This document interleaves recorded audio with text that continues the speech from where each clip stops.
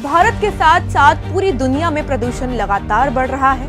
भारत में बढ़ते प्रदूषण से कई तरह की जानलेवा बीमारियां हो रही है। बढ़ते पॉल्यूशन को कंट्रोल करने के लिए कांग्रेस सरकार कई तरह के कदम उठा रही है और इसी पहल को आगे बढ़ाते हुए अब कांग्रेस सरकार इलेक्ट्रिक बसें चला रही है। इससे प्रदूषण को कम किया जा सकता है। वहीं अब तेलंगाना में कांग्रेस सरकार 450 इलेक्ट्रिक बसें चलाएंगी। ये इलेक्ट्रिक बसें अब ग्रामीण इलाकों में भी चलेगी।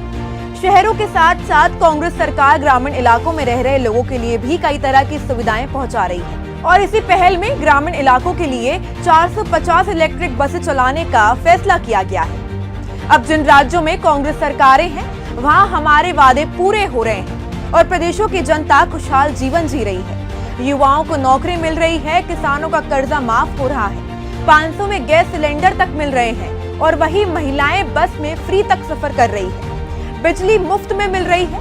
ऐसी तमाम योजनाओं का लाभ जनता को लगातार मिल रहा है।